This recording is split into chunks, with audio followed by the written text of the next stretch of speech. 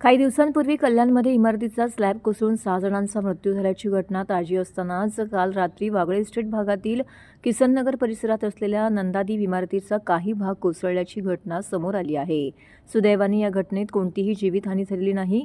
सुरक्षिततेच्या दृष्टिकोनातून इमारतींमधील 17 कुटुंबांना तात्काळ हाजुरी ठाणे महानगरपालिकेच्या शाळेमध्ये स्थलांतरित करण्यात आले असल्याची माहिती ठाणे महानगरपालिका आपत्ती व्यवस्थापन विभागाकडून देण्यात आलेली आहे।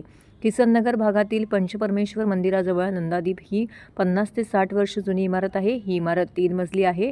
या इमारतीच्या 3ऱ्या मजल्यावरील जिन्याची बाल्कनी आणि 3 छतांचा काही भाग मंगळवारी रात्री 2:30 वाजताच्या सुमारास अचानक कोसळला आहे। घटनेची माहिती मिळताच घटनास्थळी ठाणे महानगरपालिका अधिकारी, आपत्ती व्यवस्थापन कक्षाचे अधिकारी, कर्मचारी, अग्निशामक दल, TDRF जवान, श्रीनगर पोलीस अधिकारी, महावितरणाचे कर्मचारी यांनी तातडीने धाव घेतली।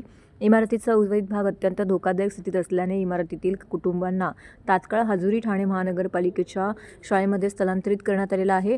तसेच या इमारतीच्या शेजारील 2 इमारतींमधील रहिवाशांना देखील तात्पुरत्या स्वरूपात सुरक्षित ठिकाणी हलवण्यात आले असून एकूण 37 रहिवाशांना हाजुरी येथील ठाणे महानगरपालिकेच्या शाळेमध्ये हलवण्यात आलेला आहे।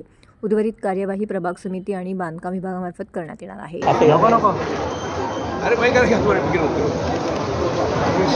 अरे भाई करो मागे दीपक थोड़ा मागे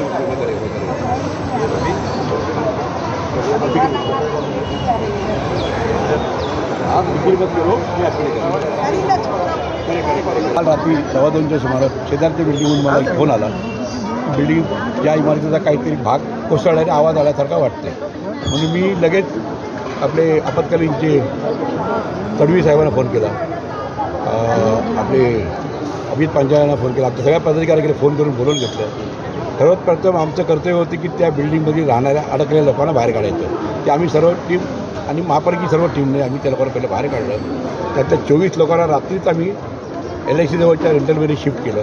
अजून जे 8 आहेत आजूबाजूच्या बिल्डिंगचे लोक त्यांना पण आम्ही त्यांचा बंदोबस्त करतो आहे। आणि आत्ता सकाळपासून त्या बिल्डिंगचं ऑडिट चालू आहे।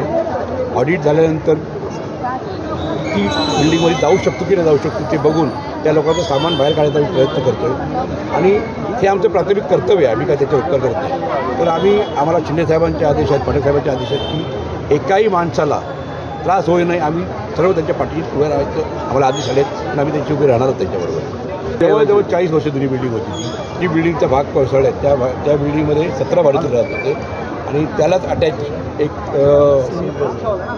सुनीता निवास आणि डेडिया नावाची 2 बिल्डिंग आहेत। सुनीता निवासमध्ये 5 आहेत आणि डेडियामध्ये 7 असे टोटल 29 त्याच्यामध्ये रहिवासी राहतात। आणि त्याला लगतचीच बिल्डिंग जी बालाजी आहे त्याची जी एंट्रन्स शिडी आहे तिकडचे आम्ही 3 लोकांना शिफ्ट केलेलं आहे कारण ते सगळं त्याचा मलबा त्याच्यावर पडलेला आहे, शिफ्ट केलेलं आहे।